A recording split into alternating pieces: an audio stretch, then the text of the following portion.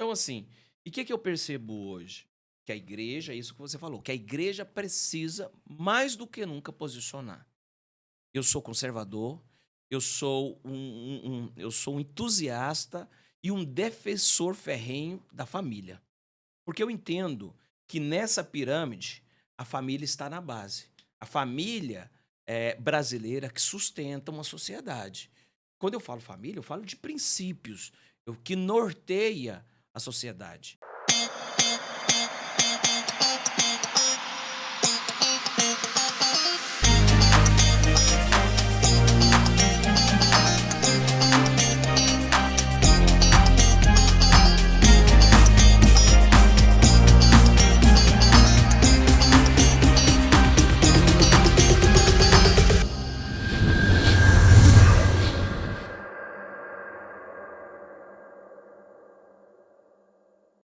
Fala família, sejam bem-vindos a mais um Altos Papos Podcast. Eu sou a Ana Beatriz E eu sou o Alisson Rodovalho. e nós somos o podcast do Gospel Channel.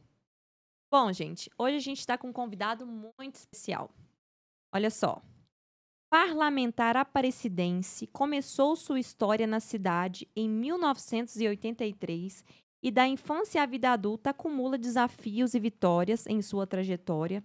Se chegar à Assembleia Legislativa, afirma que vai realizar mais pelas pessoas. Estou falando de Isaac Martins. Seja bem-vindo, Isaac, Seja muito ao bem-vindo, nosso Altos Isaac. Papos Podcast. Obrigado, Ana. Obrigado, Alisson, estar aqui com vocês, para passarmos aqui descontraído, né? Prazerzão enorme falar com vocês e para o seu público. Alegria nossa de estar te recebendo. E bom, quando a gente lê aí essa manchete, né? Eu fiz questão de ler. Peguei essa manchete aí de uma matéria que a gente percebe, percebo aí dois pontos já muito importantes nessa manchete. O primeiro ponto é quando diz que você começou a sua história na cidade em 1983. Então, pressupõe que você tem aí uma história com Aparecida, né? Verdade. E o segundo ponto é quando você afirma que vai realizar mais pelas pessoas. Você vai realizar mais, pressupõe que você já realizou muito pelas pessoas. Então, eu quero começar pelo primeiro ponto. O ponto que eu sei que o pessoal de casa gosta muito de ouvir, que é a respeito da história, né? Então, você tem uma história com a Aparecida, você tem uma história, enfim, enquanto pessoa. Então, eu gostaria que você contasse. Eu também li um pouquinho ali que você é filho de pastor, né? Então, Sim, você tem uma verdade. história com a igreja. Gostaria que você falasse um pouquinho sobre o seu início, sobre a relação, se é que existe uma relação, né, a respeito do pastoreio com a sua iniciativa política, né. Então queria que você ficasse à vontade para falar um pouquinho aí sobre a sua história. Na verdade, nós oriundos da capital da cidade de Goiânia, mas devido a um chamado ministerial do meu para o pastoreado, dado a pastoreado 783. E nós morávamos em Goiânia, nós tínhamos que deslocar todos os dias de Aparecida. A nossa história começa nessa.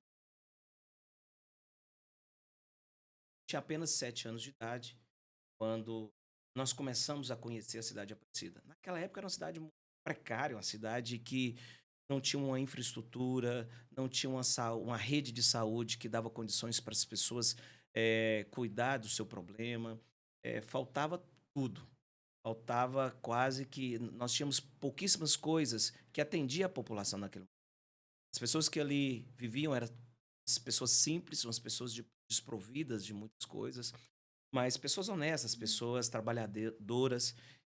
E, e a partir daí, desde a minha infância, meu pai pastoreando uma igreja muito pequena, e toda a vida eu fui uma criança muito inquieto, toda a vida eu fui muito ativo. Sempre gostei de prestar ou fazer alguma coisa pelas pessoas, para eu me sentir útil. Eu me recordo que eu já por volta dos meus 10, 12 anos, ainda criança, eu via a igreja com muita. Tinha um número muito grande de senhorinhas, de pessoas já de idade, algumas já viúvas, e a gente sabia que elas tinham dificuldade, né, para fazer determinadas situações nas suas casas. Eu, com 12 anos de idade, eu mobilizava os adolescentes da igreja eu juntava um grupo de adolescentes da mesma idade que eu. Falei, vamos fazer um mutirão, vamos lá capinar o lote da irmã tal. Vamos capinar o lote lá daquela irmã que mora assim, assim, assim. E as crianças achavam legal, e nós gostávamos, porque estávamos fazendo bem para uma pessoa que a gente via elas como uma avó. E elas, ao mesmo tempo, achavam tão legal de ver aqueles meninos adolescentes ali trabalhando, enquanto 3, 4 estavam ali capinando o lote, outros 2, 3 já ia na mão mesmo, tirando aquele entulho na mão, jogando lá fora. E toda a vida eu fui assim. Lógico que o passar do tempo, o passar dos anos, a gente vai crescendo e a gente vai tendo condição de fazer um pouco mais. E foi a partir daí, quando eu dei conta, eu já estava praticamente inserido na vida pública, na política. E à medida que você vai fazendo relacionamentos, conhecendo pessoas, e porque você está buscando alguma coisa para alguém, quando eu via pessoas na igreja, irmãs da igreja que precisava de exames e não conseguia pegar um chequinho para fazer um exame de alto custo. E a gente, poxa, cara, não é justo essa pessoa ficar nessa situação. Aí eu ia lá, me inteirava da situação, corria atrás de alguém, de um vereador, corria atrás de um assessor de vereador. E, de certa forma, você ia conhecendo pessoas. E à medida que você vai conhecendo pessoas, ajudando outras pessoas, aquela pessoa também vai falando: olha, eu consegui o exame, aquele menino, aquele rapaz, o Isaac, o filho do pastor, foi quem me ajudou. Eu procurei ele, ou ele ficou sabendo, veio até aqui em casa e falei do meu problema. Ele comprou essa briga por mim, ele se sensibilizou e teve essa empatia pelo meu problema e me ajudou. E à medida que as vozes iam correndo, uma pessoa ia propagando para outra e ia chegando mais demandas. E à medida que as demandas chegavam, a gente sempre buscando solucionar, a gente conseguia com um índice muito alto de resolver os problemas. E acabou que a vida me levou para 2 caminhos. Eu costumo dizer que a gente tem a tendência, o filho sempre tem a tendência a copiar os atos do e a menina também sempre tem uma tendência natural de, às vezes, se espelhar também na mãe, no que a mãe faz, no ofício que a mãe se dedica, e eu não tinha como sair do que meu pai fazia. Eu tinha 2 caminhos, ou seria pastor ou eu seria político. E acabou que eu enveredei pelos 2 caminhos. E hoje, pela misericórdia de Deus, eu sou pastor evangélico, né, e também estou vereador na cidade de Aparecida no 2º mandato, que me orgulho muito de ser vereador em Aparecida, de representar aquela cidade, aquela população, até porque a cidade de Aparecida hoje é uma outra realidade, totalmente daquela data de 83, quando nós chegamos na cidade. Hoje a cidade de Aparecida de Goiânia é referência para muitas cidades. Hoje Aparecida é maior que 7 capitais brasileiras. Hoje nós temos uma cidade que cresce por em cima na média nacional, tanto na geração de empregos, de pessoas que chegam na nossa cidade oriundas de muitos estados. E é uma cidade que tem dado oportunidade para o nordestino, para que muitas pessoas, até mesmo do estado de Goiás, que têm procurado em Aparecida uma oportunidade de crescer e também ali criar a sua família. Então, hoje, por eu estar na vida pública e ser vereador em Aparecida de Goiás, eu sinto muito honrado e sinto um prazer enorme de poder ajudar as pessoas. E, como você disse, de poder querer fazer mais. Então a gente percebe, né, Ana, que na vida do Isaac sempre está fundamentado no ato de servir as pessoas, de Isso. ajudar as pessoas, tanto no pastoreio como também na liderança política. Se fosse para definir uma palavra, é pastoreio e liderança política, qual palavra você definiria essas duas junções? Alisson, na verdade, quando eu me dediquei mais, em um certo momento, ultimamente, os anos, eu tenho dedicado mais à vida pública. Hoje eu não estou pastoreando, eu sou co-pastor da igreja que eu participo, mas dedico mais com exclusividade à vida pública. Até porque a vida pública também me cobra muito, né? Mas hoje eu vejo a relação de pastoreio e a vida pública muito próxima, porque quase que se resume em uma só ação. A função do pastor, o que que é? De cuidar, de arrebanhar, de estar junto com as pessoas. Tem pessoas que, às vezes, confundem, acha que um pastor ele tem que ser um exímio cantor, um exímio ensinador, exímio pregador. E eu vejo que a função do pastor, ela se resume em cuidar. Cuidar das pessoas. É se convalescer daquela pessoa, do irmão que está enfermo, ele está lá orando, mas também procurando auxiliar, de repente precisa levar, pôr no carro, levar no hospital. Isso é cuidar. E o que eu faço como político também é isso, é cuidar das pessoas. Lógico que a minha função como legislador é legislar e fiscalizar o executivo. Mas hoje, apesar de toda a pujança da cidade de Aparecida, e principalmente nesse momento que ainda a gente está vivendo, de certa forma, a pandemia, ou reflexos do pós-pandêmico, a gente vê muitas pessoas que ficaram desempregadas, muitas pessoas que perderam o emprego, que têm passado necessidade, tem faltado pão na sua mesa, muitas pessoas que têm passado momentos difíceis porque perdeu o marido, perdeu a esposa, perdeu o filho, perdeu muitos membros da família de forma tão repentina. E, e eu tenho procurado cuidar das pessoas, de todas aquelas situações que chegam até o meu alcance e que eu chego ver determinadas situações, eu também prestar um serviço.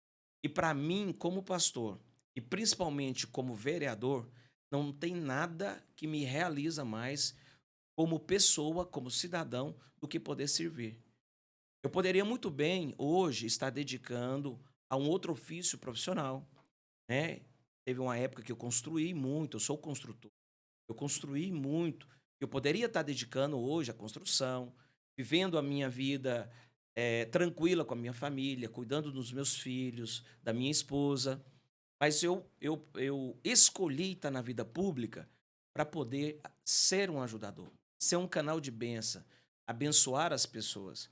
E muitas das vezes eu tiro do meu provimento, eu tiro do meu salário para ajudar as pessoas, porque eu entendo que eu tenho hoje, Deus me deu condição de ter essa condição de ajudar alguém, de tirar um pouquinho do meu para ajudar o próximo. É muito triste quando você vê um pai de família, e eu falo isso com muita naturalidade, e às vezes eu até começo a me emocionar, porque aconteceu muito comigo durante a pandemia. Famílias que totalmente se desestruturaram, como eu disse, perderam muitos entes queridos, pessoas que perderam o seu posto de trabalho, perderam talvez a sua única fonte de renda e passaram a sofrer a escassez do pão na sua casa, de não ter o que comer. E você vê um pai de família, Alisson, chegar até você com semblante de derrota, com semblante, sabe, de desprezo, e chegar ao ponto de te pedir uma cesta básica para levar para sua casa porque ele não tem como prover o alimento para os seus filhos. Isso é triste, isso dói, isso me machuca. Porque para o homem, ele cresce com essa expectativa de que ele vai ser o gerador, provedor na sua casa, e ele chega um momento de ter que se sujeitar a procurar um político para pedir uma cesta básica. Cara, isso quebra a gente. Porque eu sou pai, eu tenho família. E eu sei o quanto é difícil você talvez chegar a um ponto de se humilhar para poder pedir para ele poder levar o pão para sua casa. Então, assim, e hoje eu estou na vida pública e eu resumo a sua pergunta dizendo isso, é cuidar. E hoje eu estou na vida pública porque eu entendo que é um chamado que Deus colocou na minha vida. E eu me sinto bem. Para mim, não é pesado. Para mim é um prazer. Porque você estar na política é um ofício de dedicação exclusiva. Eu não tenho férias, eu não tenho feriado, eu não tenho dia santo, eu não tenho final de semana, eu não tenho nem as madrugadas para dormir. Porque eu poderia enumerar tantas e tantas vezes, Ana, em que às vezes a madrugada eu tive que levantar para socorrer alguém em hospital. Quantas vezes eu tive que deixar o prato em cima da mesa, estar alimentando, almoçando com a minha família num domingo, ter que levantar para ir correr atrás, para dar um suporte a uma família que tinha acabado de perder um filho, e a família desestruturada, a família destroçada de uma forma tão repentina, da perca de um ente, e ter que auxiliar. Então, essa é a vida. do político. Pelo menos tem sido a minha. E eu faço isso com prazer, eu faço isso com muito orgulho e eu posso dizer que tudo isso que eu faço é como forma de gratidão por tudo que Deus faz na minha vida. Então, eu acho que um pouquinho disso que eu faço é uma forma de retribuir aquilo que Deus tem feito na minha vida e na vida da minha família. Amém, glória a Amém. Deus. Servir, né? Cuidar. Cuidar. É. Eu li uma frase sua também que eu achei muito interessante. Você disse o seguinte: quando adolescente, eu ia para um terminal de ônibus vender laranjinha para ajudar meu pai na construção da igreja, no setor Cidade Livre. A partir dessa sua fala, a gente percebe que você teve uma infância muito simples. Verdade. Muito simples, Ana. Você teve uma infância muito simples, então provavelmente você tem esse olhar especial para essas pessoas dessa classe mais baixa, né? E até um pouco da sua fala, a gente já observa isso, que você tem um olhar especial para essas pessoas. A gente sabe que você é vereador, né? Já está aí reeleito, né? Segundo mandato. Segundo mandato. Isso. Então, eu queria te fazer uma pergunta. Dentre aquilo que você fez enquanto vereador, você pode citar algumas de suas ações que beneficiaram essa classe mais baixa da população? Tem inúmeras ações enquanto vereador. E eu tenho orgulho de dizê-las, porque me orgulha muito de saber que hoje, na cidade de Aparecida de Goiânia, existe algumas coisas que têm trazido grandes benefícios para a população e que foram coisas que partiram de iniciativa minha como vereador e que a gente levou o problema até o prefeito comprou a ideia e que hoje já é uma realidade. Mas eu quero voltar um pouquinho Uhum. para chegar nisso. No ano de 83, quando nós fomos para a cidade de Aparecida, naquele momento, meu pai era gerente de uma joalheria aqui em Campinas, na 24 de outubro.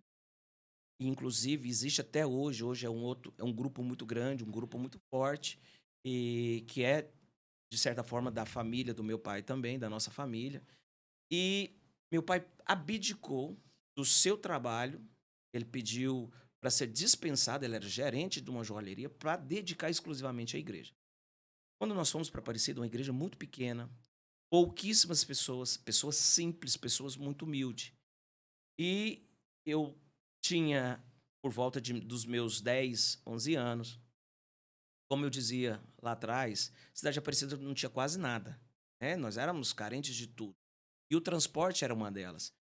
E quando a igreja começou a crescer, se viu então da necessidade de crescer também o templo, porque o templo já não comportava a quantidade de pessoas que frequentavam a igreja. Mas o que entrava, dízimos e oferta na igreja, era muito pouco para ser capaz de avançar aquela obra. E eu lembro perfeitamente quando eu saía de Aparecida, eu vinha para o terminal do Setor Pedro, era o único terminal que existia, que atendia a cidade de Aparecida.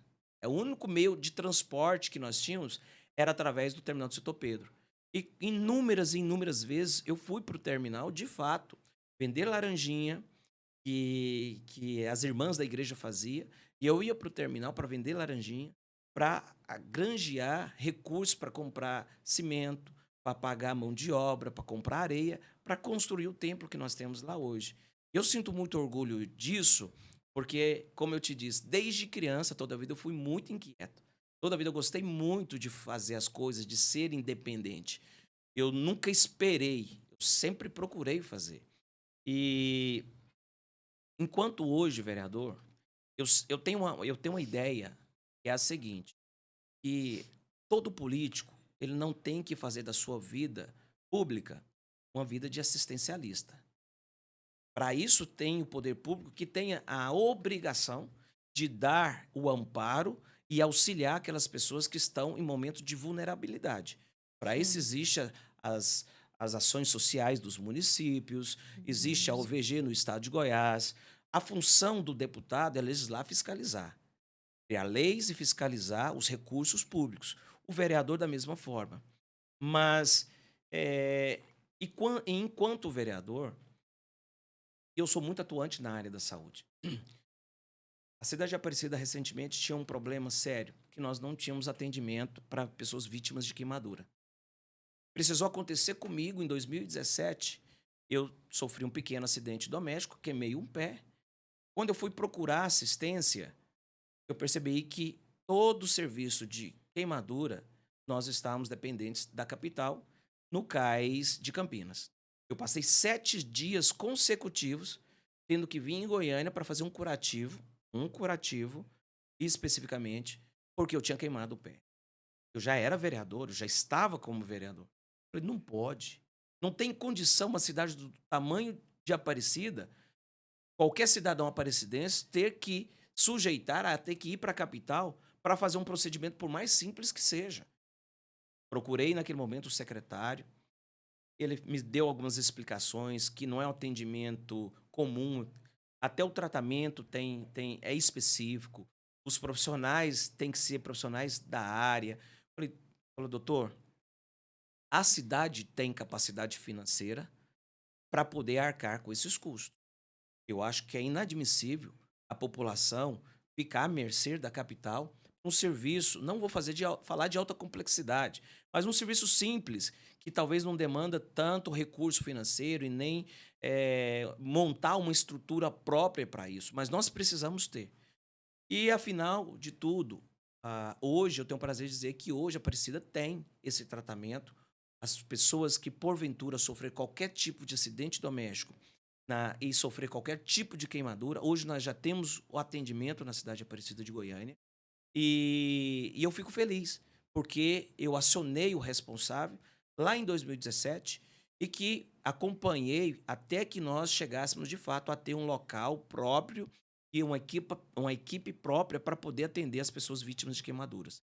Um outro problema que nós tínhamos grave em Aparecida era quando as pessoas, Ana, queriam ligar no 0800 da Secretaria de Saúde para marcar uma consulta com um clínico geral, por exemplo.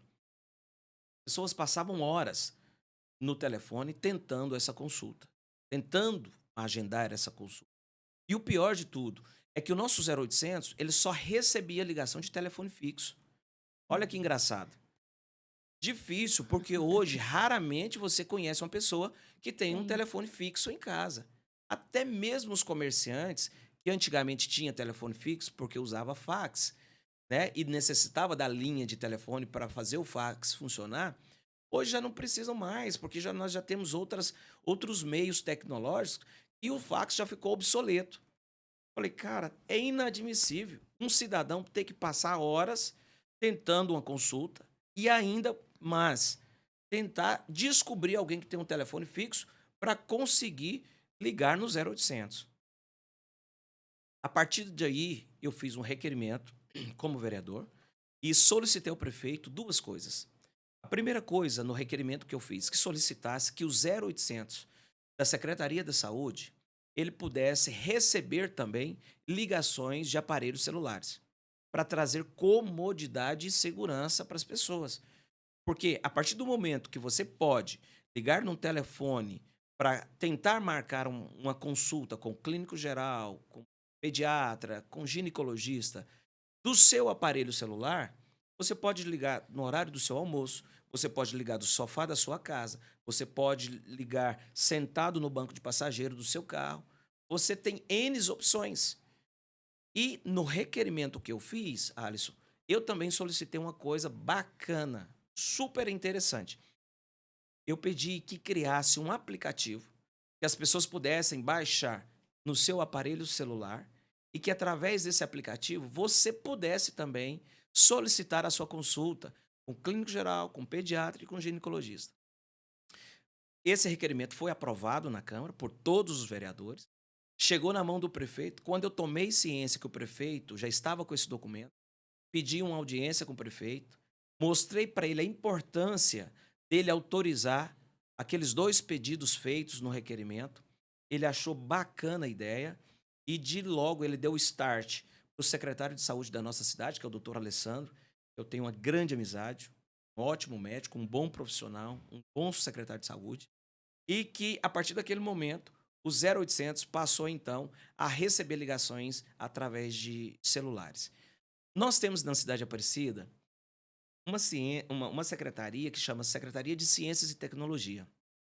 Uma secretaria foi criada especificamente para desenvolver aplicativos e criar mecanismos para trazer comodidade para a população de Aparecida. Sabendo disso, conversei com o secretário daquele momento, ele achou brilhante a ideia e começou a desenvolver o aplicativo. O que aconteceu? O aplicativo já estava criado. O aplicativo chama Saúde Aparecida, que qualquer cidadão pode baixar no seu smartphone, no seu aparelho celular. Ele entra, na primeira vez, ele vai colocar o número do seu CPF e o seu nome e cadastrar. A partir do momento que ele faz o cadastro, o sistema reconhece a sua localização dentro da cidade. Quando ele solicita a sua consulta pelo aplicativo, o próprio aplicativo ele busca a consulta que ele está solicitando na unidade, ou seja, na unidade básica de saúde mais próxima da sua residência. Porque ele faz um link, ele faz um cruzamento de informações, o aplicativo. Porque todo cidadão que tem um cartão SUS na cidade, ele está cadastrado. Então, no cadastro, ele tem o seu endereço, a região, e através disso, o próprio sistema ele busca a consulta mais rápida possível e manda um SMS no celular da pessoa que solicitou, avisando ele no dia da consulta, horário e local. E eu acompanhei todo o desenvolvimento do aplicativo. Quando o aplicativo foi colocado em teste na cidade, um mês que ele estava em teste, o que acontece? Vem a pandemia. A pandemia chegou no momento em que ninguém estava preparado. Chegou no momento em que ninguém tinha uma fórmula para resolver o problema da pandemia. Ninguém sabia o que fazer. Não era como uma receita de bolo que você segue o passo a passo e no final dá certo. Cada prefeito, cada estado, cada governador teve que se amoldar à realidade local da sua cidade, do seu município. O que aconteceu? A primeira coisa que eles fizeram, pegaram esse aplicativo, já disponibilizaram de imediato para toda a população, fizeram uma ampla divulgação da criação desse aplicativo e estenderam, além do clínico geral, do ginecologista e do pediatra, as pessoas também começaram a usar o aplicativo para agendar o seu teste de Covid. As pessoas não tinham que ir numa unidade de saúde, enfrentar filas para poder fazer um agendamento. E ainda transmitir mais o vídeo. E ainda transmitir muito mais, porque ia haver uma aglomeração de pessoas. Então foi muito bacana e me orgulha muito, porque foi uma coisa que chegou na hora certa, no momento certo, e que trouxe, desafogou as nossas unidades de saúde, deu comodidade para as pessoas, porque as pessoas, quando ia na unidade para fazer o teste de Covid, ele já ia com o dia e horário agendado. E quando começou a vacinar, quando começou a disponibilizar as vacinas para a população, o aplicativo também propiciou isso. As pessoas não tinham que ir para uma unidade para ficar enfrentando filas. Talvez chegava ali, porque poderia haver um atrasozinho, mas coisa pequena. Mas ele já sabia o dia, o horário e o local onde que ele ia ser vacinado. Então foi muito bacana e eu me orgulho muito porque lá atrás nem imaginaria que nós haveria esse problema da pandemia e que acabou que foi uma coisa que chegou na hora certa e que hoje atende a população da cidade de Aparecida como um todo.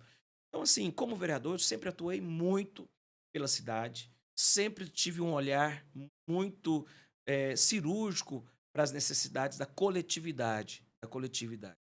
Teve um problema na nossa cidade, nós ainda estamos aqui com uma briga grande com a Saneago. Em 2018, eu comecei a receber muita reclamação de pessoas que estavam descontentes com o problema do valor da taxa de água que eles estavam pagando. Olha só, quando eu comecei a receber essas reclamações, eu comecei a me perguntar o que estava causando esse aumento na taxa da água que as pessoas estavam pagando. Primeira coisa que eu descobri, que o período que as pessoas mais estavam pagando água, que estava vindo cobrando a fatura de água, estava sendo no período de seca. Falei, como isso funciona? No período de seca, quando mais falta água nas torneiras, é o período que as pessoas mais estão pagando água. Aí eu comecei a observar uma coisa. Primeiro, O que faz a água chegar até na sua caixa d'água, que está aí a 7, 8 metros de altitude do nível do chão? Primeira coisa que eu descobri, a pressão. A pressão faz com que a água sobe por gravidade, sobe para a caixa e depois cai em gravidade até as torneiras da residência. E aí eu percebi, se a água falta, mas a pressão dentro da tubulação ela continua. Aí olha só o que acontecia, Alisson. As pessoas estavam 11 horas da noite na sua casa, na sua residência, e o seu hidrômetro lá no muro ficava assim, ó, rodando, o medidor contando como se fosse água, e na verdade o que estava passando era somente a pressão que estava na tubulação, mas o medidor media como se fosse água. E na verdade não era água. Eu falei, cara, é injusto. É injusta essa relação de consumo entre a Saneago e entre o consumidor, entre a população. Eu falei, cara, e por que a Saneago sabe do problema e anos tras anos não busca a maneira de solucionar o problema? Porque para eles é conivente, para eles é interessante. Eles estão recebendo por uma coisa que eles não estão entregando. Eles estão cobrando e recebendo uma coisa que o cidadão não está tendo na sua torneira, que é a água. E eu falei, bom, bacana, eu sei como solucionar. E eu percebi que estava disponibilizando no mercado uns aparelhozinhos que já é vendido em todas as lojas aí de materiais de construções, de ferragem, uma série de coisas, que é um inibidor de ar. Ele faz com que o ar que está naquela tubulação não passe pelo hidrômetro. Então, não deixa com que o hidrômetro rode e que compute como se fosse água. Aí eu fiz, né? A gente criou um projeto de lei e determinando que essa relação de consumo pudesse ser, que pudesse deixar de existir. E, de fato, fizesse justiça nessa relação de consumo. O projeto de lei muito simples, apenas obrigando a empresa, né, detentora e concessionária do fornecimento de água do Estado de Goiás, que é a Saneago, que eles pudessem instalar por conta da empresa esses inibidores de ar em todas as residências da cidade. Logicamente que eu sabia que seria impossível fazer isso de uma forma imediata. No projeto de lei, eu determinei que a empresa tivesse 1 ano para poder se adequar, para se preparar, para que começasse a partir de 1 ano de prazo, eles começassem então a executar a lei. E para aquelas residências novas que estavam começando a construir e que as pessoas estavam solicitando o hidrômetro, que eles tivessem no máximo 6 meses. O projeto foi aprovado, foi sancionado pelo prefeito, se tornou lei. O problema é que, quando venceu 1 ano, eu observei que a empresa não estava cumprindo a exigência de instalar os inibidores de ar. O que eu fiz? Mandei um ofício, oficializei a empresa para que me informasse quantas residências já tinham sido atendidas com a instalação do inibidor de ar. Eu percebi o silêncio da empresa em me responder oficialmente.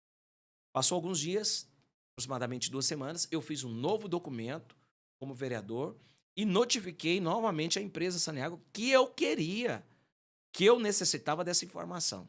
E mais uma vez a empresa se omitiu. O que eu entendi? Que a lei não estava sendo cumprida e que a empresa estava resistindo ao cumprimento dessa lei.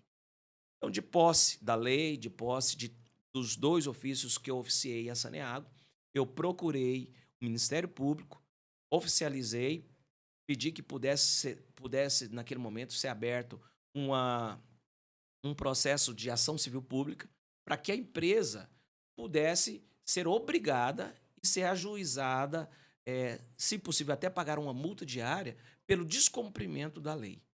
Infelizmente, a lei ainda não está sendo cumprida, porque o Ministério Público está acompanhando, o Ministério Público vai tomar as suas providências quanto ao cumprimento da lei. E é uma coisa que eu acho bacana, que não foi criado apenas para beneficiar aquelas pessoas que votaram no Isaac para vereador, mas foi para trazer o benefício para todos quanto que moram na cidade de Aparecida de Goiânia. Graças a Deus, a gente tem feito um bom trabalho e eu tenho visto que as pessoas têm me acompanhado nas redes sociais, acompanham o meu trabalho e tanto isso é verdade que na minha reeleição de 2020 eu fui um dos vereadores que mais tive um crescimento nas urnas, no momento crítico, no momento de pandemia, com as igrejas fechadas, no momento de pandemia, os comércios fechados, as pessoas sem aglomerar, sem a gente fazer aquela política tradicional de fazer reuniões, de bater de porta em porta. E eu utilizei apenas minhas redes sociais para mostrar que eu fui produtivo para a cidade. Que ao longo dos 4 anos de mandato, eu fiz um trabalho que, a meu ver, foi aceitável e foi dentro daquilo que eu me cobro como político. Como político, eu me cobro muito, exijo muito de mim, porque é o que eu exijo e eu exigiria de qualquer político que eu entregasse o meu voto nas urnas, que ele de fato me representasse. E, graças a Deus, a gente tem feito um bom trabalho e agora aí com esse desafio grande para deputado estadual para fazer mais, não só para Aparecida, mas para todo o estado de Goiás e para os goianienses. Bacana demais, né, Ana? Incrível, Incrível. incrível. Parabéns, Isaac, Eu pela achei essa iniciativa. ideia do aplicativo muito top. Muito boa e Eu acho que importante. Se também, né, no tivesse em momento. todos os lugares, eu acho que teria facilitado muito a vida do povo, né? Demais, demais. Nessa época de certeza. pandemia ainda, gostei demais. Pode se sentir orgulhoso, viu? Porque foi Parabéns. uma ideia topíssima. Muito bom, muito Muito bom. E bom muito isso. importante que com certeza salvou muitas vidas, né, neste momento de pandemia. Colaborou para a gente poder enfrentar aí a Covid. E antes de você ser eleito no primeiro mandato como vereador, você foi chefe de gabinete do Gustavo Mendan, então você tem uma relação muito boa com ele, Sim. né?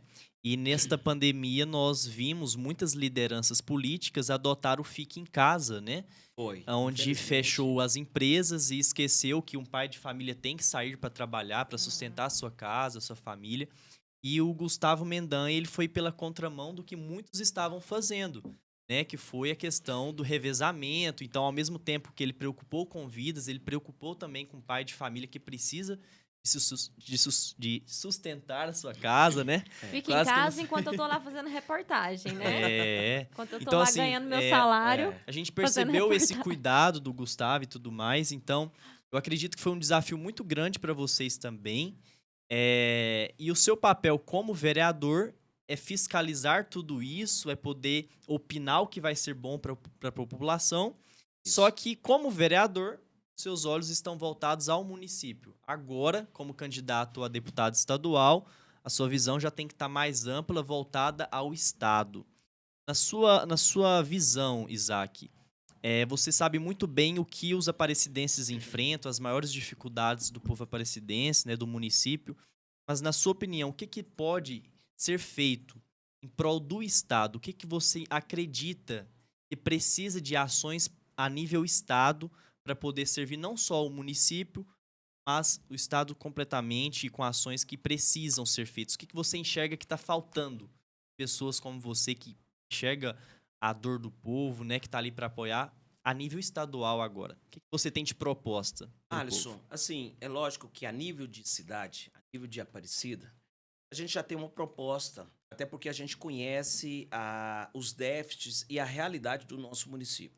Na área da segurança, nós temos um contingente da Polícia Militar muito pequeno, muito aquém da envergadura da cidade de Aparecida de Goiânia e do tamanho que a cidade tem. Para vocês terem uma ideia, hoje, o número de agentes da Guarda Municipal, que é da cidade, que não é obrigação do município, segurança. Segurança é obrigação do Estado. No entanto, a nossa cidade tem a sua contrapartida porque entende que ela traz um benefício para o cidadão aparecidense. O contingente da Polícia Militar, da Guarda Municipal da nossa cidade é 3 vezes maior do que da Polícia Militar. Para você ter ideia. É um dos grandes problemas. Hoje nós temos em Aparecida 6 ginásios de esportes que estão há 8 anos trancados na corrente, que estão se deteriorando com o passar dos anos, passar dos meses, sem atender sua função social. É uma vergonha. Por quê? São ginásios de esportes que foram construídos com recurso público e que não têm prestado um serviço para a população. Por várias vezes, eu como vereador, inclusive eu tenho o ofício assinado pelo vice-governador do estado, pelo atual vice-governador do estado, em uma reunião no centro administrativo, no seu gabinete, em que eu solicitei que ele nos ajudasse a devolver os ginásios de esportes para a nossa cidade, a administração. Para quê? Para que nós pudéssemos reformar os ginásios e poder entregar, colocar um administrador em cada um deles e abrir as portas dos ginásios para as pessoas poder utilizar aquele espaço. Utilizar para uma festa religiosa, seja ela evangélica, seja ela católica, para um aniversário de 15 anos, para uma recepção de casamento, para cursos de iniciação esportiva. Olha só, nós temos um problema sério com as nossas crianças e nossos jovens. Muitas crianças, depois que saem da escola, no contraturno, não têm o que fazer. Não tem uma atividade que eles sejam acompanhados por um tutor ou por uma pessoa responsável nesse contraturno. O que acontece? Muitos ficam em casa, a mãe precisa trabalhar, porque necessita ajudar na renda familiar. Essas crianças ficam em casa, a tendência delas é ir para onde? Para a rua. Lá na rua está propenso a acontecer um acidente, está propenso ele ser adotado por um traficante, tanto que é que nós vemos cada dia mais o número de jovens e adolescentes sendo mortos porque estão envolvidos no crime, no tráfico. Então, isso é uma realidade não de Aparecida, mas é uma realidade de Brasil e como um todo. Então, assim, e é triste você ver esses ginásios de esporte nessa situação. Eu fico indignado como vereador, já fiz várias matérias. No meu Instagram tem várias matérias, eu cobrando do governador isso, o prefeito da cidade já fez, o secretário de esporte já fez, mas infelizmente nunca fomos atendidos. Nós temos um outro problema, que é o esgoto da cidade, que está sendo construído com cano de 100 milímetros, que não comporta recolher os dejetos de uma rua inteira sem extravasar.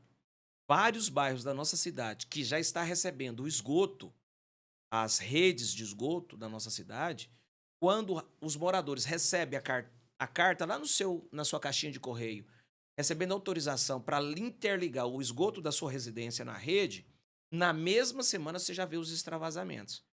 Então, eu tenho denunciado, eu tenho usado o microfone da Câmara Municipal para fazer chegar até o governador, para que nos dê oportunidade de expor essa triste realidade e buscarmos uma forma de mudar esse contrato. A empresa está cumprindo o contrato da forma que a ela foi delegada. Só que não comporta. Alisson, para quem conhece um pouco de obra, Ana, sabe que um cano de 100 milímetros, você faz a instalação de esgoto da sua casa à fossa da sua casa. Ainda assim, existe casos que essa tubulação não comporta e acontecem os entupimentos. Agora, você imagina, um cano de 100 milímetros sendo instalado numa rua para recolher o esgoto de mais de 100 residências. Gente, desculpa aqui pelo palavreado. Literalmente isso vai acabar em merda. Vai dar em merda. E a gente tem visto na cidade em vários pontos. Cara, é um desrespeito com o dinheiro público, é um desrespeito com a população de Aparecida, é um desrespeito até com a inteligência dos aparecidenses.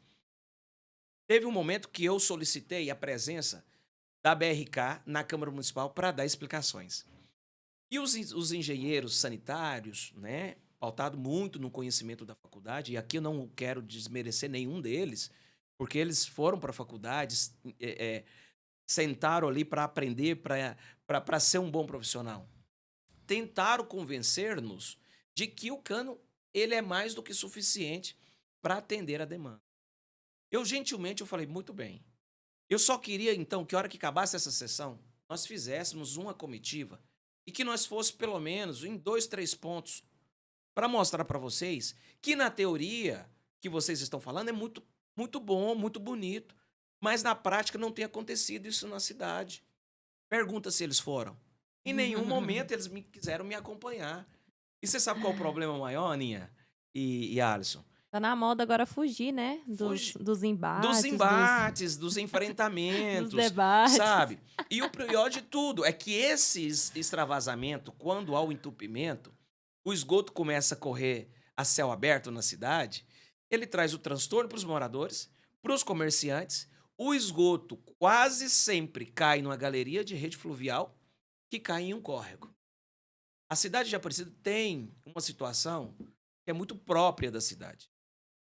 Quase 100% do abastecimento de água da nossa cidade Uma parte é oriunda do João Leite, que leva a água para nossa cidade, e uma grande parte é através de poços de grande profundidade.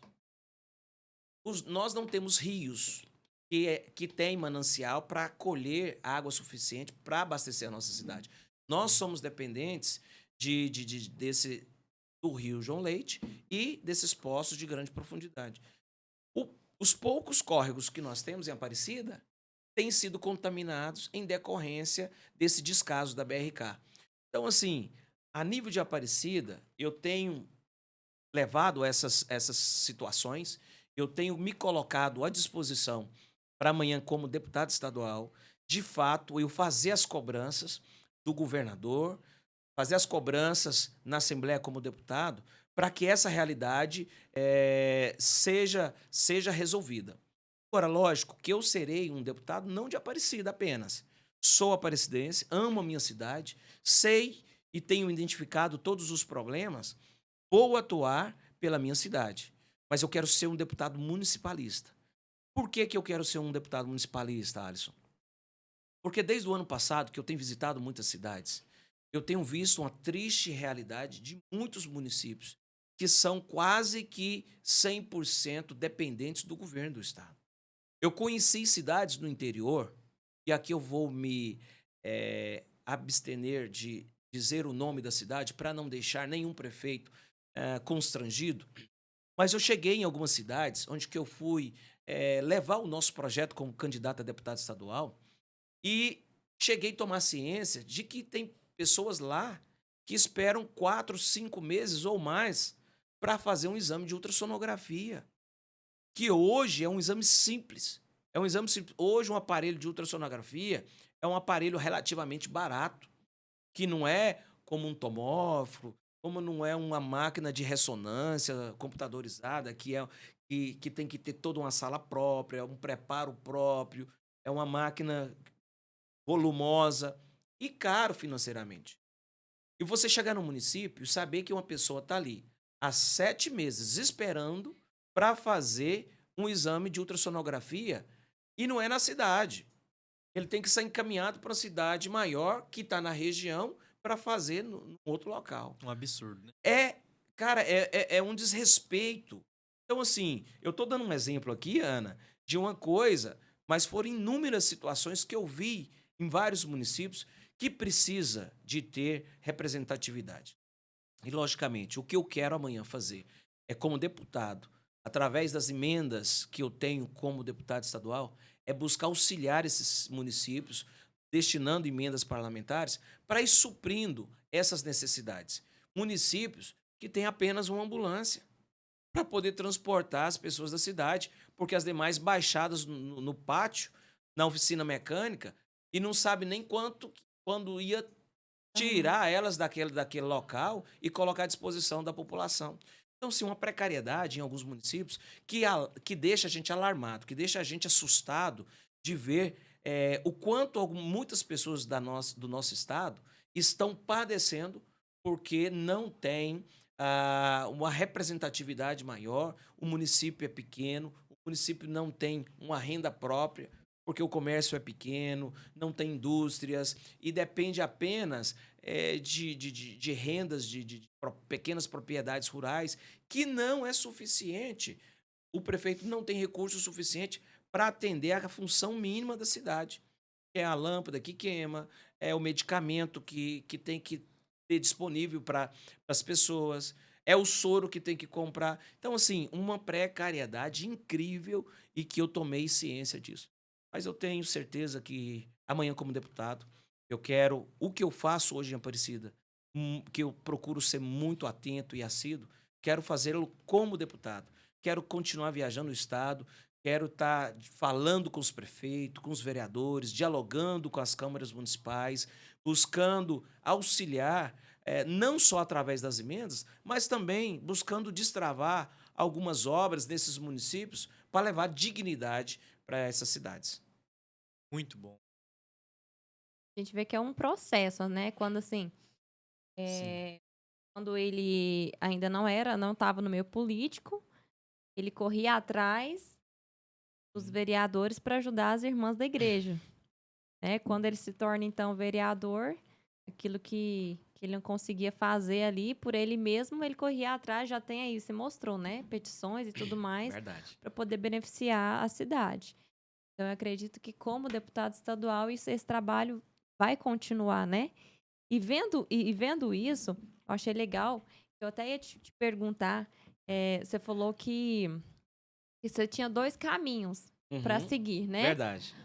Ou ser pastor ou ser político. Eu achei muito interessante quando você falou. Hoje eu sou pastor e político, né? Isso.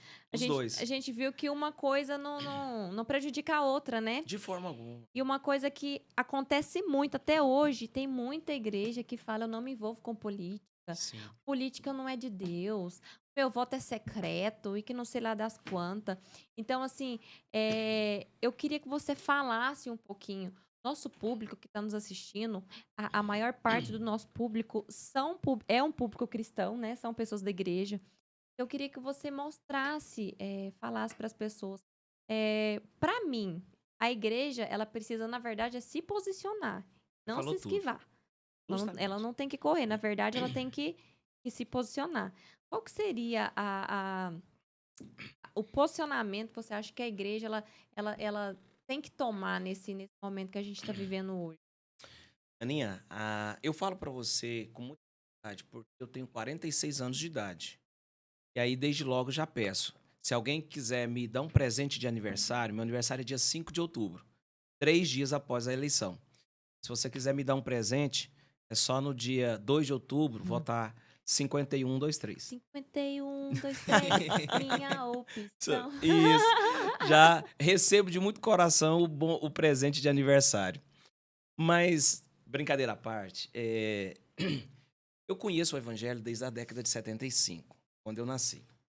E eu percebi que, ao passar dos anos, a igreja foi se adequando, foi se transformando. Mas por voltas propriamente da década de 80, meados da década de 90, eu ainda como criança eu lembro muito dos pastores doutrinar a igreja e dizer que a igreja não poderia estar envolvida na política, que a política era pecado, ser político era errado, não era para o cristão estar envolvido, coisas desse tipo. De forma que isso foi meio que passando de gerações em gerações, de pais para filho. De forma que os cristãos, quase como um todo, sempre viveram à margem da política. Nunca que envolveram. E hoje, lógico, numa era que nós estamos, muito moderna, a gente ainda observa aí essa restrição e essa resistência muito dentro Falta da de igreja. conhecimento, né? Mesmo. Justamente. Porque se até a Bíblia fala, né, que quando o ímpio ele governa, o que que acontece? O povo povo se alegra. geme, Né? Quando o ímpio, Quando isso. o ímpio. Agora, quando o justo Governa, governa, o povo se o alegra. povo se alegra. O que que Deus fez de José?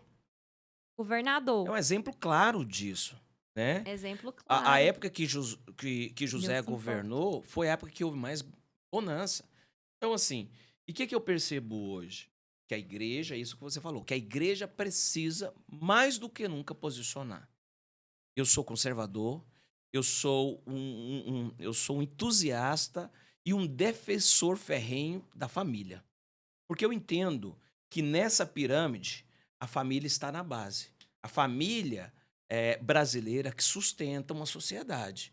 Quando eu falo família, eu falo de princípios, que norteia a sociedade. Então, assim, eu sou um defensor, eu sou conservador, não abro mão de muitas coisas. Eu sou daquele que até hoje eu dou benção para os meus tios, não abro mão porque eu acho que é esse sinal de respeito. Eu me sinto bem em honrar meus tios. Eu dou benção para os meus pais. E o que tem a ver isso? Eu tenho 46 anos, daqui uns dias talvez já estarei sendo avô. Mas enquanto eu tiver meus pais, eu vou honrar eles, vou dar benção, vou respeitá-los. E então esses princípios de família eu carrego comigo e tento ensinar isso também para os meus filhos, né? Então, e o que eu tenho visto hoje? Por que eu, como pastor, não posso estar envolvido na política? Eu acho que eu devo, porque o que aconteceu com as igrejas? As igrejas se omitiram, cruzaram os braços, distanciaram, deixaram que pessoas sem princípios, sem caráter, governassem a nossa nação. A nossa nação foi governada décadas tras décadas por pessoas sem princípios, sem índoles, que dilapidaram o poder público, fizeram as maiores atrocidades com dinheiro oriundos de tributos da nação brasileira, recursos que eram para ter sido destinados para a saúde, para a educação, para o saneamento, para a infraestrutura. Dinheiros foram desviados para comprar fazendas, dinheiros foram desviados para comprar carros de luxo, joias caras, apartamentos de luxo, e a população gemendo e sofrendo. A corrupção generalizada no país. Agora, por que que um cristão, e aí não estou dizendo de mim, eu estou dizendo um cristão como um todo, pessoas que têm uma fé, que têm um princípio cristão, não pode estar na vida pública. Cara, eu te falo com toda naturalidade. Eu sempre, e a partir do momento que eu comecei a entender da política, eu sempre tenho sido muito crítico na hora de votar. Tenho sido muito crítico e analiso muito o candidato que eu vou dar um voto de confiança. E sempre, quase sempre, votei em candidatos evangélicos. Nunca votei em todos, porque ainda era muito restrito o número de pessoas evangélicas e cristãs na política. E hoje eu estou na política para poder mostrar que eu, como cristão, eu posso sim onde que eu quiser. Porque se amanhã eu quiser ser o comandante-geral da Polícia Militar, eu não posso ser. Simplesmente porque eu sou cristão. Se amanhã eu quiser ser governador da República, eu não posso ser porque eu sou cristão. Eu sou cristão, tenho a minha fé, tenho algo que me norteia, só que eu sei da minha responsabilidade. Amanhã eu terei que ser um parlamentar, um deputado de todos, governar para todos, mas sem perder o meu princípio, sem perder a minha base. Então, mas infelizmente eu percebo que isso tem mudado. Viu, Ana? Pouco a pouco, isso eu acho que as pessoas, o povo cristão tem visto a necessidade, principalmente agora, mais do que nunca, de posicionar e de tomar lado. De que lado que você quer ficar? Você quer ficar do lado do bem ou do lado do mal? Se fosse para você listar, porque eu vi assim que você demonstra muito interesse pela parte da saúde, né? Isso é algo que a gente já percebeu. A saúde é um forte Infraestrutura, né? Sim. infraestrutura e saúde a gente viu que já é um forte seu. Mas se você pudesse citar aí, ó, as minhas bandeiras você conseguiria fazer uma lista aí das bandeiras que você vai levantar, das causas que você Vai defender. vai defender? Eu acho que essa que eu acabei de falar agora seria talvez uma das principais, não única, mas é o princípio da família.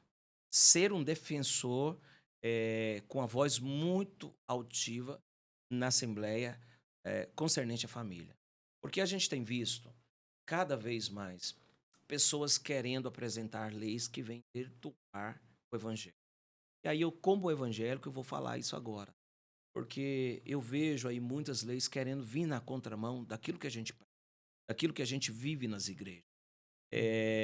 Não quero aqui discordar de muitas políticas públicas que têm que ser criadas para atender uma minoria, uma parcela muito pequena da sociedade.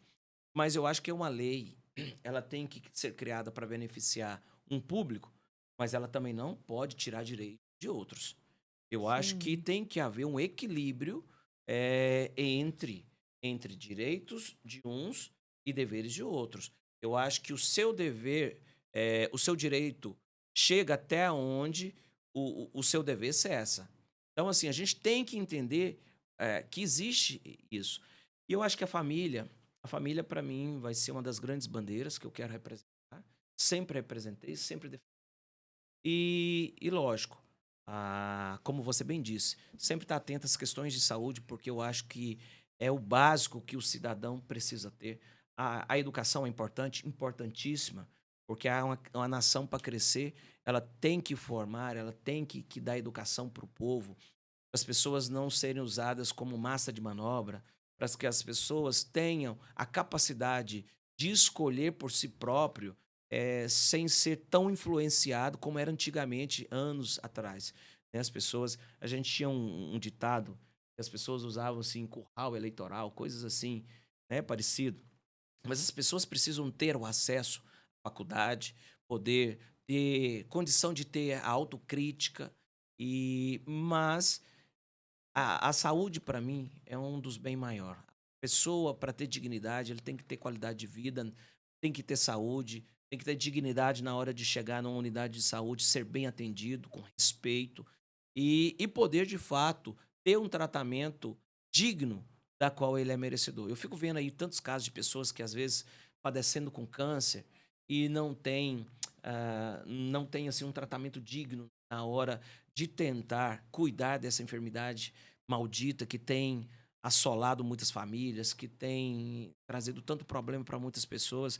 Família, quando descobre que algum familiar está com câncer, a família de estrutura como um todo, não é só o paciente que sofre, mas a família que está ali ao redor também sofre, principalmente quando existe aquela demora no paciente ter o tratamento. Porque sabe que aquele diagnóstico, a partir dali, ele está numa luta contra o tempo. É contra o tempo.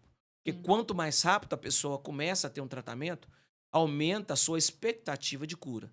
Mas quando começa a passar o tempo e a pessoa não tem o acesso ao tratamento, a pessoa vai ainda cada vez mais, não só apenas debilitando, mas o seu psicológico vai cada vez mais a pessoa perdendo a esperança. Eu sou testemunha disso, porque eu tive uma avó com câncer. E minha avó não tinha plano de saúde. Então, nós tivemos que fazer o tratamento na rede pública. O que acontece? Minha avó, ela precisou daquela dieta parental. Sei. Quando é que eles disponibilizam a dieta parental? Quando falta um dia. Uhum. É desse jeito. Então, assim, a gente pedindo. É caro, né? Caríssimo não o tinha condições, tratamento. enfim. Mas a gente pedindo. Gente, foram dar a dieta parental pra minha avó quando faltava um dia. Sabe, assim? Então, com certeza, é algo que precisa, sim, dar atenção. Eu falo porque eu tive um familiar, eu perdi minha avó. Eu vejo que muita coisa também foi um descaso, né, que teve ali, principalmente com idosos. Porque já pensam assim, idosos já tem pouco tempo de vida, então a gente não vai dar tanta atenção. Quando já estiver ali no finalzinho, a gente entra para falar que a gente fez alguma coisa e aí a gente perde o familiar da gente. Então, isso foi algo que eu vivi. Outra coisa também que eu acho interessante quando você fala da educação. Eu acho que a educação realmente merece um olhar. Por quê?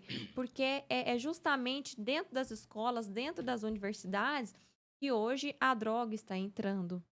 Verdade. Que hoje, né, todos esses conceitos aí, enfim, de esquerda e tudo mais, está entrando. Hoje eu tenho uma filha pequena e eu me preocupo com ela, sabe? Então, assim, hoje eu vou ser bem sincero para você.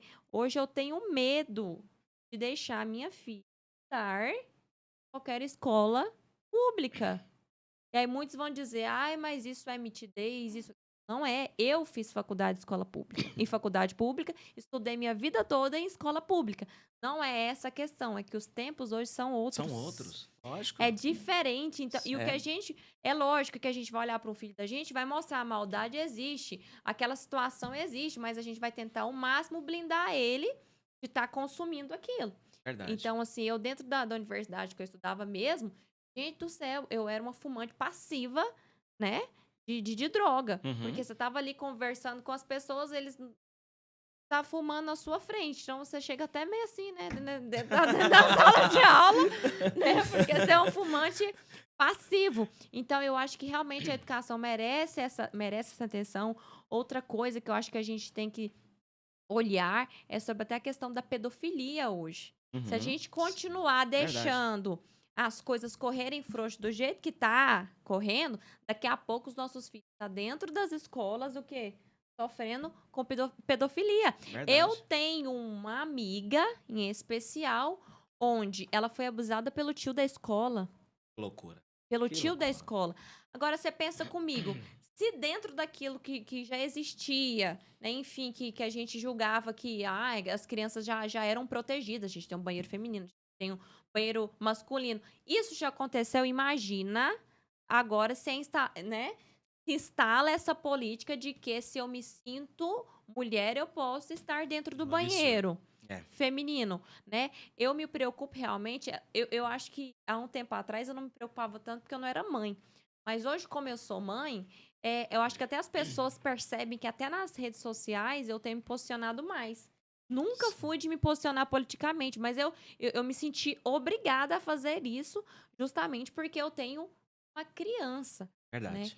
Então, assim, te dou os parabéns por toda essa atenção que você tem dado às pessoas da área da saúde. Um pedido que eu faço também é para que você tenha essa atenção dentro das escolas também, você como deputado. Nós queremos que você será um deputado, eu creio, porque Amém, nós, recebo. porque Amém. nós precisamos de pessoas como você para nos representar.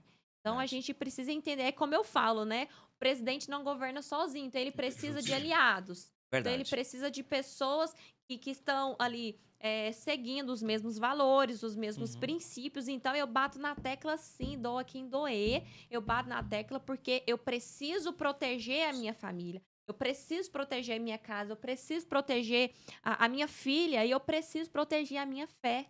Com Prec- certeza. Né? Preciso E proteger a Ana, igreja. e deixa eu, sabe uma coisa que eu tenho observado muito, ouvindo as pessoas, conversando com as pessoas, e aqui não é os evangélicos, tá? O que eu vou colocar aqui agora.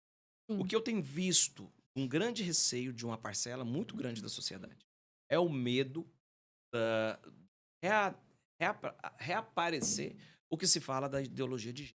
E uma coisa tão interessante, que há uns meses atrás, eu conversando com deputado federal, ele me dizia: olha, Isaac, uma das coisas que mais a gente tem ouvido no parlamento, no Congresso Nacional, é que se a esquerda voltar a governar o país, um dos projetos que eles vão reapresentar é o da ideologia de gênero.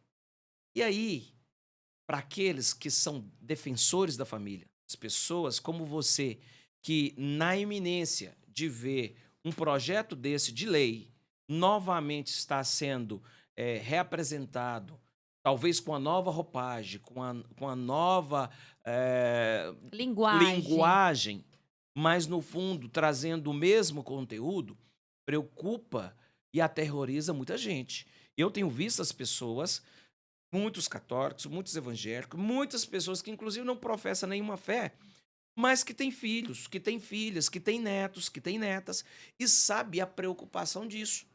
Por quê? Porque, cara, é o que você está falando. Hoje você tem uma filha. Eu daqui uns dias, quem sabe, já vou ser avô. Amanhã você vê uma criança até os seus 10, 12 anos de idade numa escola tendo que compartilhar um mesmo banheiro público aonde existe uma lei que diz que uma criança até os seus 12 anos de idade ela não tem a capacidade intelectual de saber qual o seu gênero, se ele é menino ou se ela é menina. Cara, isso é uma pouca vergonha. Isso é um desrespeito com a família, isso é um desrespeito com a sociedade. Respeito quem compactua com esse pensamento, que entende que é porque tem que atender as minorias. Bacana, mas é aquilo que eu falei. Eu acho que tem que existir políticas para atender essas parcelas, mas não tirar direitos de outros. Eu tenho o direito de não querer que meu filho ou que meu neto ou que minha neta vá ao mesmo banheiro público que outros meninos. Então, quer dizer, isso é alarmante. Isso alarma, isso Com assusta certeza. a gente. E eu tenho visto muita gente posicionando porque é totalmente contra. Eu sou um defensor da família. Para mim, isso está abolido até do meu vocabulário. Mas, de fato, deixa a gente alarmado. Agora, deixa eu só te falar uma outra coisa também que eu tenho muita preocupação. Quando você me falava das bandeiras, me perguntava das minhas bandeiras, uma outra coisa que tem me preocupado muito, sabe, Alisson, é a questão do aumento da violência doméstica. A violência doméstica aumentou muito, Sim. muito, muito. No momento de pandemia, e até foi uma das consequências do Fique em Casa, que Uhum. gerou o fechamento de muitas empresas e, consequentemente, de muitas pessoas perdendo o seu posto de trabalho.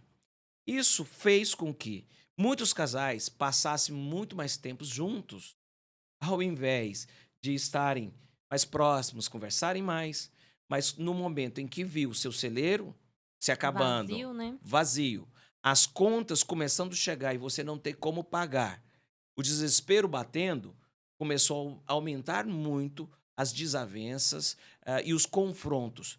E muitas brigas que estavam no âmbito até verbais, passaram a acontecer violências físicas. Então, a violência doméstica, nesse momento da pandemia, cresceu assustadoramente. Sabe? Foi uma coisa super alarmante. Inclusive, eu fiz um requerimento, como vereador na cidade de Aparecida de Goiânia, solicitando ao prefeito que também criasse a patrulha Maria da Penha no âmbito da Guarda Municipal. Nós já temos lá uma equipe da Polícia Militar que tem essa função. Mas eu pedi também que criasse da Guarda Municipal e até dentro daquele projeto que eu falei do 0800 e criasse o aplicativo, eu também, no mesmo requerimento, eu pedi que além de criasse uma equipe da Maria da Penha dentro da Guarda Municipal, que também criasse um aplicativo. Por quê? Vamos dar um exemplo aqui. Imagina que você está lá na sua casa. De um momento para outro, você começa a discutir por uma coisa mais torpe com seu parceiro. E aquilo caminha para uma violência. Você, naquele momento de desespero, se você tem o celular próximo e tem condição, quando o aplicativo ele resume de que forma? Cria seu aplicativo, você baixa no seu celular, você cadastra. Quando você cadastra, automaticamente o aplicativo vai reconhecer a sua localização. Com apenas um toque, essa localização sua do GPS, ela é enviada para essa viatura ou para essa equipe. Uma vez que a equipe recebeu no celular deles a sua localização, dar-se a entender que existe uma pessoa que está pedindo socorro. Existe uma pessoa que está numa situação de risco, inclusive de morte. Então, o que acontece? Lógico que eu estou acompanhando agora. Eu fiz o requerimento, não foi projeto de lei, foi um requerimento, foi aprovado. E agora, essa semana que passou, o prefeito já mandou o projeto de lei para a Câmara Municipal. Eles esqueceram de colocar no bojo do projeto a criação do aplicativo. Eu vou agora fazer uma emenda ao projeto de lei para que, de fato, crie o aplicativo para que dê mais essa opção. Importantíssimo a gente preservar. Porque a mulher consegue fazer o contato sem fazer alarme. Sem aquela pessoa, sem o seu agressor, se dar conta de que ela pediu socorro. Como? Exatamente. Como que ela vai, naquele momento ali, pedir socorro? Talvez o vizinho não está, talvez é um horário que não tem ninguém próximo, mas é uma opção a mais para que ela tenha, através do celular, acione o aplicativo e apenas um toque. Ela envia o GPS, a sua localização para a viatura e a viatura seja acionada.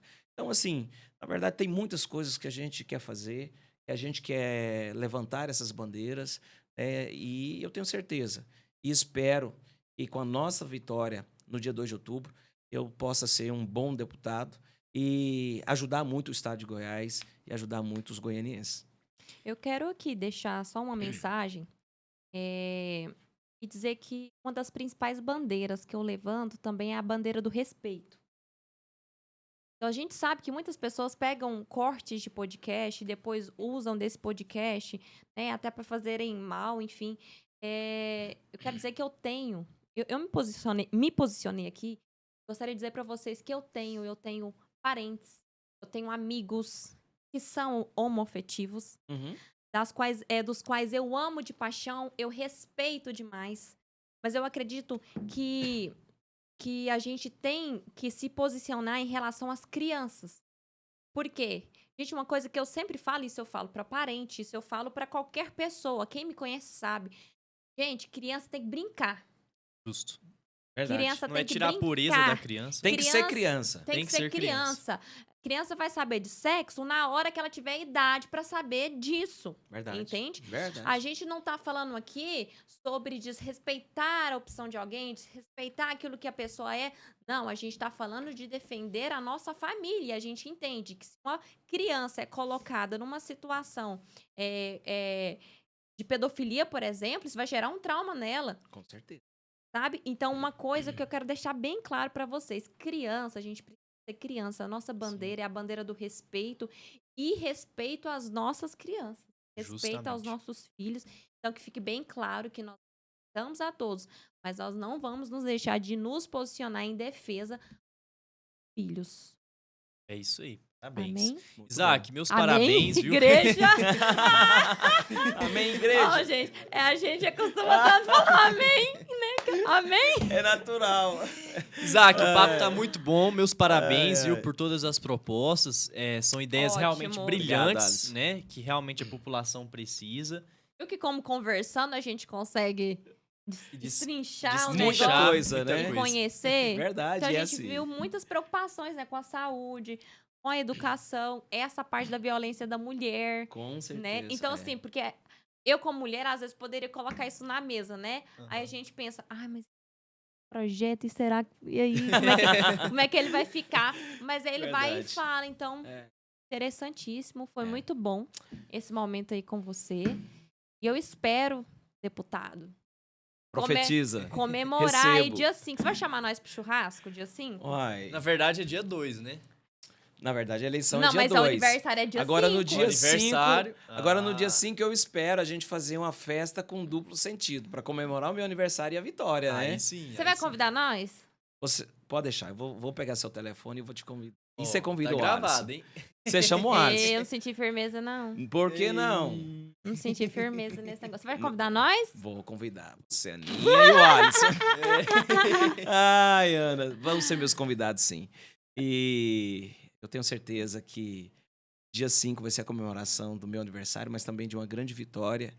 E eu considero que essa vitória, ela não é minha, tá, Ana? Essa vitória será, assim, do povo que acredita no meu trabalho, do povo que me acompanha como vereador, das pessoas que acreditam que a gente pode e tem como ainda ter políticos sérios, políticos que fazem a política do bem, que fazem a política voltada de fato não para o seu próprio umbigo, mas para as pessoas da qual ele representa. Então essa é a política que eu sempre me propus fazer. É a política do bem, a política voltada para as pessoas com a sua totalidade. Então, eu tenho certeza, assim, tenho acreditado muito nesse projeto, porque eu tenho construído ele há um bom tempo, com o pé no chão, com muita transparência, sobretudo com a verdade. Nunca, até porque não é da minha formação cristã, andar com a mentira, ludibriando as pessoas, porque eu sempre falo que a mentira, ela só termina até a hora que a verdade chega. E a verdade, tem pessoas que ela fala que ela tarda, mas não falha. Eu costumo dizer que ela não tarda. Ela chega na hora que ela tem que chegar. E a hora que ela chega, toda mentira é derrubada por terra. Então não adianta eu andar falando coisas que não é daquilo que me representa, só apenas para receber aplausos de um grupo de pessoas. Eu prefiro ser verdadeiro e, às vezes, alguma pessoa até não me entender, mas pelo menos não perder a minha essência. Então, eu tenho certeza que no dia 2 de outubro, eu sei que as urnas vai falar a verdade. E eu acredito muito naquilo que a gente construiu até aqui, acredito muito em tudo que a gente fez pela cidade de Aparecida, pelo cidadão aparecidense, por todos os municípios que eu andei conversando e ouvindo as pessoas. E eu tenho certeza que as pessoas que têm acreditado em mim, eu farei o meu melhor, vou me doar como eu tenho me doado como vereador pelo estado de Goiás, para poder fazer aquilo que as pessoas esperam de mim. Eu sei que o dia que eu não estiver mais na vida pública, o dia que eu não estiver mais atuando como político, apenas cuidando da minha família, dos meus netos, eu poder olhar para trás e deixar um legado de coisas boas para o estado de Goiás. Um dos grandes políticos que eu tenho uma grande admiração e respeito, e respeitei muito enquanto estava vivo, foi o Iris Rezende. Um homem que dedicou a sua vida inteira à vida pública e saiu da vida pública sem nenhuma mancha no seu currículo como político. Um cara que ajudou a construir o estado de Goiás. E eu quero, se Deus permitir, no dia que eu sair da vida pública, também deixar um rastro de coisas boas e coisas bonitas para minha família e deixar um legado para as futuras gerações de políticos, de homens e de mulheres que virão atrás para também dar essa continuidade e de fazer uma política voltada para o bem e para o bem-estar das pessoas. Já respondeu, né, Ana? A gente sempre pergunta, e pelo que você quer ser lembrado? Então, pelo seu legado. Pronto, então ficou respondido. É Obrigado isso aí. vocês por essa oportunidade de estar aqui. Apaixonei de estar aqui com vocês, de estar debatendo. E com certeza virei outra vez, tá? Vamos Com programar certeza. Vai. pra gente Vamos. falar de outros temas e a gente abordar outros assuntos. Pra você né? cantar também, né? Porque ele canta, gente. Olha aí, Vocês não gente. sabem, é assim. Gente, deixa eu falar uma coisa pra vocês. Eu não canto nada. Ah! Só no chuveiro.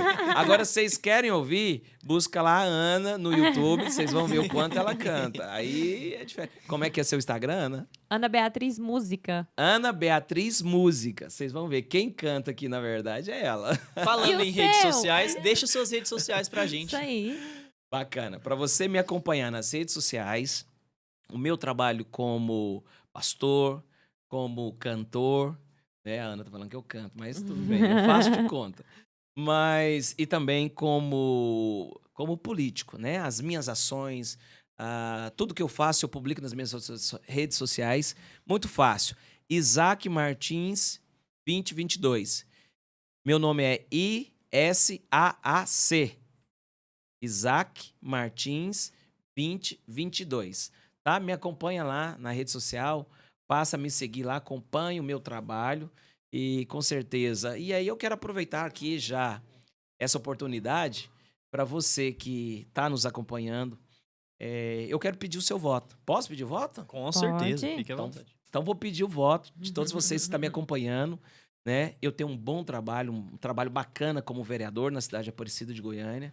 Segundo mandato como vereador, com aprovação muito grande da população. Eu tive um crescimento nas urnas quando não se podia fazer campanha de mais de 730 votos. Eu fui o 8º mais bem votado da cidade de Aparecida de Goiânia, gastando apenas R$12 mil na minha reeleição. Tá?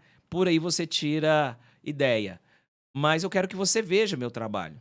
Eu quero que você, antes de tomar a decisão de votar no Isaac, você veja o meu trabalho como vereador nas minhas redes sociais, no meu Instagram, no meu Facebook.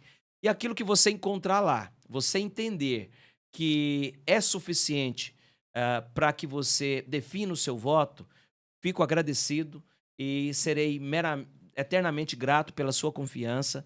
E eu espero poder te representar na Assembleia Legislativa e fazer o meu melhor para o nosso estado de Goiás. E quero ainda te pedir que me ajude pedindo um voto para sua família, para os seus amigos, para os seus parentes. Me ajude a ser um multiplicador desse projeto. Com certeza a gente vai ser agraciado com o seu voto e a gente vai querer te honrar em cada um desses votos de confiança que foi a nós conferidos. Obrigado. Deus abençoe. Amém. Gente, houve um pequeno erro técnico aqui na hora que a gente falou sobre o Instagram. E mulher, principalmente eu, não consegue ficar quieta. Então eu já falei, gente, tá errado, tá errado. Mas Corre, agora corre. a gente colocou a rede certinha. Apesar que a gente coloca na a tela aí, tag, né? A gente coloca aqui na tela. Mas, gente, é Isaac com um S só, tá? Filma lá. Ó, com um S só. Não são 2 S, tá bom? 2A, né? 2 Dois As, As. mas apenas um S. É isso aí. Isaac, foi um prazer imenso te receber. Sabe que as portas Sim. estão abertas. Obrigado. E que Deus abençoe aí a sua campanha, esse finalzinho de campanha, todo o seu mandato, que muitas pessoas sejam alcançadas e abençoadas através de tudo que você fizer. Amém. Amém. Amém. É isso aí, gente. É isso Esse aí, meu foi mais povo. um Altos Papos Podcast. E espero que vocês tenham gostado da nossa edição especial, né, de Altos Papos Podcast, fora do dia, mas por uma causa muito importante, né? Trazer para vocês um candidato que serve a Deus e que com certeza vai servir muito bem ao povo goiano. É isso aí, gente. Até a próxima. Se você não é inscrito no canal, se inscreva, siga as nossas redes sociais, que está aparecendo bem aqui na tela. E é isso, foi o Isaac aqui conosco, que com certeza você pode continuar acompanhando o trabalho dele. Falou, gente!